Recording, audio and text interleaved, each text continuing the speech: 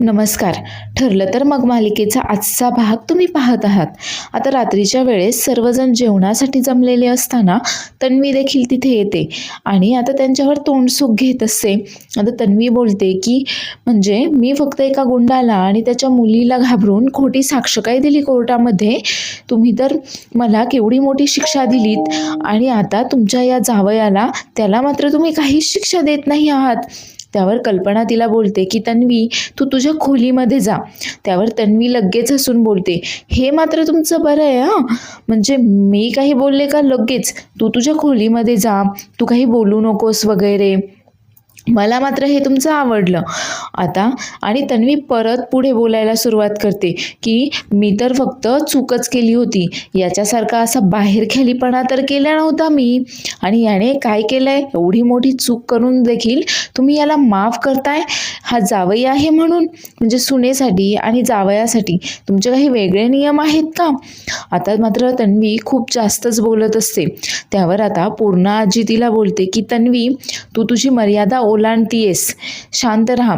मात्र तन्वी मात्र काही एक शांत बसत नाही व पुढे बोलतच असते की मला तुम्ही एवढ्या शिक्षा देता आणि ह्याला काय, ह्याला मात्र तुम्ही असंच माफ केलंय आणि याला तुम्ही सांगितलं असेल ना असं परत करायचं नाही.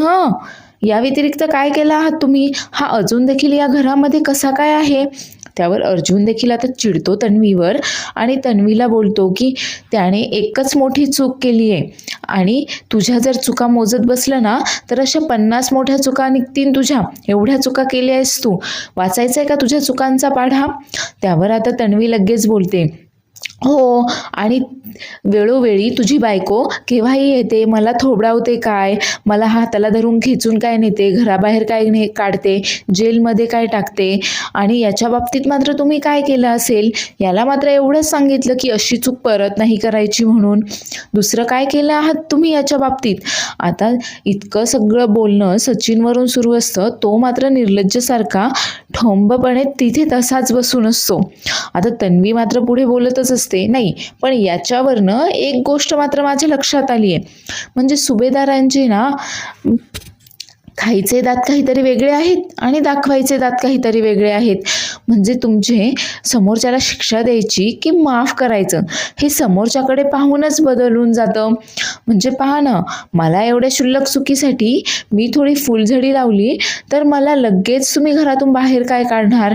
आणि याने तर अख्खा बॉम्बच लावलाय, अख्खं सुभेदार कुटुंबच उडवून दिलंय त्याने आणि त्याला तरी देखील तुम्ही माफ केलंय आणि अजून देखील तो या घरातच आहे. आता मात्र तन्वी खूप जास्त बोलते सुभेदारांना आणि तिथून निघून जाते. पण तिथून गेल्यानंतर देखील ती दुरून लपून सर्व काही पाहत असते. आता मात्र तन्वीच्या बोलण्याचं अस्मितालाच खूप वाईट वाटत असतं आणि ती पूर्णा आजीला विचारते की पूर्णा आजी, तू का माफ केलंयस याला? हा अजून देखील या घरामध्ये का आहे? का तुम्ही सगळ्यांनी याला माफ केलंय? त्यावर आता सचिन देखील आश्चर्यचकित होऊन अस्मिताकडे पाहत असतो. तेव्हा पूर्णा आजी सांगते की अस्मिता, आम्ही त्याला माफ केलेलं नाहीये. आणि त्यावर कल्पना देखील बोलते की हो, त्याची लायकी देखील नाहीये या घरामध्ये राहायची, खरं तर त्याला इथून हाकलवूनच जायला हवंय. अस्मिता मात्र खूप जास्त चिडलेली असते आणि बोलते की मला याचं तोंड देखील पाहायचं नाहीये, मला हा या घरामध्ये देखील नकोय आणि तुम्ही लोक का माफ करताय याला या घरातनं जायला सांगा. मला तर जेवणच करायचं नाहीये. आणि ती उठून आता तिच्या खोलीच्या दिशेने जायला लागते. तर सायली देखील आता तिला समजावण्याचा प्रयत्न करते की अस्मिता ताई, अहो तुम्ही असं स्वतःला त्रास नका करून घेऊ, आपण या सगळ्यावरून काहीतरी मार्ग काढूयात. पण अस्मिता मात्र कोणाचं काही एक ऐकून घेण्याच्या मनस्थितीमध्येच नसते. आता अस्मिता जेवणाच्या ताटावरून तशीच उठते आणि तिच्या खोलीकडे निघते. पण तरी देखील सचिनला या सगळ्याचा काही एक फरक पडत नाही. तो तिला थांबवण्याचा देखील प्रयत्न करत नाही. आता अस्मिता तिथून निघून गेल्यानंतर प्रताप बोलत असतो की आज जे काही घडलंय ते खूप भयंकर होतं, पण अस्मिताला आपण या सगळ्यातून कसं बाहेर काढणार आहोत, हा धक्का अस्मिता कसा पचवणार आहे? त्यावर सायली बोलते की बाबा तुम्ही काळजी करू नका, मी जाते अस्मिता ताईंकडे त्यांच्या खोलीमध्ये त्यांच्यासाठी जेवण घेऊन, जेवतील त्या. आणि सायली आता अस्मितासाठी जेवणाचं ताट घेऊन निघून जाते. त्यानंतर अर्जुन देखील आता ताटाचा नमस्कार करतो आणि जेवत्या ताटावरून तसंच उठून निघून जातो. त्याच्या मागोमाग पूर्णा आजी, प्रताप आणि कल्पना सगळेच आता जेवणाच्या ताटावरून हळूहळू निघून जातात. एकटा सचिन काय तो तिथे उरलेला असतो, पण त्यालाही मात्र या सगळ्याचा काही एक फरक पडत नसतो. तर तन्वी इकडे दुरून लपून सगळं काही पाहत असते आणि मनाशीच बडबडते की कसा निशाण्यावर तीर लागला एकदम, याला म्हणतात निशाणा साधणं. आणि आता सुभेदारांना असं दुःखामध्ये पाहून ही मात्र फार जास्त खुश असते. तर रात्री आता अर्जुन जेव्हा झोपायला येतो तेव्हा सायली लगेच लाईट लावून उठते आणि त्याला विचारत असते की अस्मिताताईंच्या बाबतीत आज जे काही झालं ते आज असं त्यांच्या समोर घडायला नको होतं, पण तुम्हाला हे सर्व काही आधीपासूनच माहीत असून देखील तुम्ही घरच्यांपासून हे सगळं काही लपवलंत, माझ्यापासून देखील हे सगळं लपवलंत. आणि ज्यांचा सचिन भाऊजींचा थेट ज्यांच्याशी संबंध आहे अशा अस्मिताताईंपासून देखील तुम्ही ही गोष्ट इतके दिवस लपवून ठेवलीत. का केलं तुम्ही असं? आता अर्जुन सायलीला समजावण्याचा प्रयत्न करत असतो. अगं मी त्याला जेव्हा गार्डनमध्ये दुसऱ्या मुलीसोबत पाहिलं तेव्हा मला ही गोष्ट एक्सेप्टच करता येत नव्हती. खरं तर मला फक्त आणि फक्त अस्मिताताईची आणि तिच्या बाळाची काळजी वाटत होती, म्हणून मी अस्मिताताईला हे सगळं काही सांगितलं नाही. आज पाहिलंच ना की आज तिच्यासमोर हे सगळं उघड झाल्यानंतर तिला किती धक्का बसलाय. हे सगळं काही होऊ नये म्हणूनच मी अस्मिताताईपासून आणि घरच्या सर्वांपासून हे सगळं काही लपवून ठेवलंय. सायलीला मात्र हे काही मान्यच नसतं. आणि काय झालं या सगळ्याने? आज पाहताय ना, आज हे अशा प्रकारे अस्मिताताईंसमोर उघड झाल्याने काय धक्का बसलाय त्यांना. अहो तुम्ही जर आधीच त्यांच्याशी बोलला असतास, त्यांना सांगितलं असतं तर कदाचित त्यांना हा धक्का पचवणं थोडं सोपं गेलं असतं. पण आज त्यांनी स्वतःच्या डोळ्यांनी मार्केटमध्ये जे काही पाहिलंय त्यानंतर त्यांना किती मोठा धक्का बसलाय हे पाहताय ना तुम्ही. त्यावर अर्जुन आता सायलीला समजावत असतो की हो, पण मी देखील अस्मिताईच्या तब्येतीचाच विचार करत असतो की अगं तिची तब्येत कशी आहे माहिती आहे ना आपल्याला, तिला किती मूड स्विंग्स होत असतात आणि आपण सर्वजण मिळून फक्त तिला आनंदी ठेवण्याचा प्रयत्न करत असतो. आणि या अशा सिच्युएशनमध्ये मी कसं काय तिला या गोष्टीबद्दल सांगणार होतो. सायलीला मात्र अर्जुनचं काही एक पटत नसतं. ती मात्र अर्जुनलाच बोलत असते की मला मात्र तुमचं हे अजिबातही पटलेलं नाही आहे. सचिन भाऊजींना पाठीशी घालून तुम्ही खूप मोठी चूक केली आहे आणि मुळातच तुम्ही त्यांची एवढी मोठी चूक पाठीशी घातलीतच का? कशी काय तुम्ही त्यांची एवढी मोठी चूक पाठीशी घालू शकता? तुम्हाला माझ्याशी देखील बोलावं वाटलं नाही का? अहो घरात अस्मिताताई सोडून मी आहे, आई आहेत, बाबा आहेत, तुम्हाला आमच्या कोणाशीच या गोष्टीबद्दल काहीच बोलावंसं वाटलं नाही का? अर्जुन आता सायलीला समजावत असतो की हो, मी सचिनला धमकावलं होतं आणि त्याने मला प्रॉमिस देखील केलं होतं की तो परत अशी चूक करणार नाही आहे आणि मी त्याच्यावर विश्वास ठेवला, त्याला एक संधी देण्याचं ठरवलं आणि म्हणूनच मी घरात कोणाला काही सांगितलं नाही. त्यावर सायली आता उलट अर्जुनवरच चिडते आणि बोलते की अहो ह्या अशा चुका काही पाठीशी घालतात का? किंवा या अशा चुकांमध्ये काही संधी देतात का परत सुधारण्यासाठी वगैरे? तुम्ही मात्र त्यांची मोठी चूक पाठीशी घालून तुम्ही देखील मोठी चूकच केली आहे. आणि मला एक कळत नाही आहे, तुम्ही माझ्याशी एका केसबद्दल मागे डिस्कस करत होतात, म्हणजे तुम्ही हेच सगळं सांगायचा प्रयत्न करत होतात का मला? तेव्हा अर्जुनला आठवतं की त्याच्याकडे एक क्लायंट आली आहे आणि तिला तिच्या बहिणीच्या नवऱ्याचं अफेअर उघड करायचं आहे वगैरे. ही सगळी केस आता अर्जुनने सायलीसोबत डिस्कस केलेली असते. त्यावर अर्जुन बोलतो की हो, मला तेव्हा हेच सांगायचं होतं, मला कळत नव्हतं की मी हे सगळं तुला कसं सांगू आणि तुला सांगून तरी मुळात त्याचा काय उपयोग होणार होता, गोष्टी बदलणार होत्या का? त्यावर आता सायली मात्र अर्जुनवर खूप जास्त चिडलेली असते आणि बोलते की तुम्ही हे जे काही कारणं देत आहेत ना तुमच्या चुकीसाठी, ते मात्र मला अजिबातही पटत नाही आहे. मला अजिबातही माझा वेळ वाया घालवायचा नाही आहे. त्यावर अर्जुन देखील खूप जास्त चिडतो आणि बोलतो की तुला सांगून तरी काय होणार होतं, काय करू शकणार होतीस तू यामध्ये? मला देखील माझा वेळ वाया घालवायचा नाही आहे. आता सचिनवरून मात्र या दोघांमध्येच खूप जोरदार भांडण झालेलं असतं. आता अर्जुन पूर्णाजीशी बोलण्यासाठी तिच्या खोलीमध्ये पाण्याचा जार घेऊन येतो आणि बोलतो की पूर्णाजी, मी पाण्याचा जार इथे ठेवलाय. आता पूर्णाजीला लगेच समजतं की अर्जुनला तिच्याशी काहीतरी बोलायचं आहे आणि म्हणून अर्जुन इथे आलाय. तर पूर्णाजी बोलते की हो, काहीतरी बोलायचं आहे ना तुला, ये. सायलीऐवजी जेव्हा तू हा पाण्याचा जार घेऊन आलास ना, तेव्हाच माझ्या लक्षात आलं. काय बोलायचंय तुला? आता अर्जुन पूर्णाजीच्या पायाशी जाऊन बसतो आणि तिला सांगत असतो की आज जे काही घडलं ते खूप भयानक होतं. हे अशा प्रकारे अस्मिताईच्या समोर यायला नको होतं. तिला किती धक्का बसला या सगळ्याचा.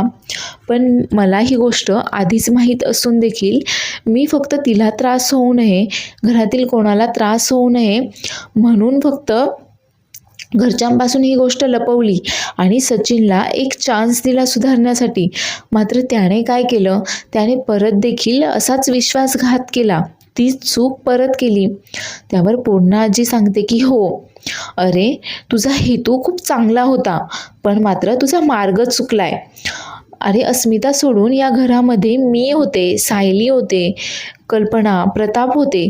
तू आमच्यापैकी दुसरं कोणाला देखील या गोष्टीबद्दल बोलू शकला असतास. आपण वेळेवरच काय तो निर्णय घेऊ शकलो असतो. पण आज मात्र हे अशा प्रकारे अस्मिता समोर आल्यामुळे तिला देखील या सगळ्याचा किती धक्का बसलाय. त्यावर अर्जुन आता पूर्णाजीला सांगत असतो की मी तर फक्त अस्मिताईचा आणि तिच्या बाळाचा विचार करत होतो आणि म्हणूनच मी ही गोष्ट इतके दिवस सर्वांपासून लपवून ठेवली. म्हणजे मी सचिनला त्या मुलीसोबत पाहिलं, ही गोष्ट मी माझ्या डोक्यातून काढूनच टाकू शकत नाहीये. मला ही गोष्ट माझ्या डोक्यातून काढून टाकायची होती आणि मी सचिनवर विश्वास ठेवला की तो सुधरेल. त्यावर पूर्णाजी देखील अर्जुनला समजावते की आता झालं गेलं ते विसरून आपल्याला अस्मिताची काळजी घ्यायला हवी आहे. तर दुसऱ्या दिवशी सकाळी आता सायली आधीपासूनच विमलताईंसोबत किचनमध्ये नाश्त्याची वगैरे तयारी करत असते आणि तेवढ्यातच प्रताप, कल्पना आणि पूर्णाजी देखील हॉलमध्ये येतात. पण सर्वांचं मात्र कशामध्येच लक्ष नसतं. आता त्यांचा मूड ठीक करण्यासाठी सायली लगेचच सर्वांसाठी कॉफी घेऊन येते. ती सर्वात आधी प्रतापला कॉफी देते आणि विचारते, बाबा मी तुमची योगा मॅट काढून ठेवली होती, योगासनं केलीत ना तुम्ही?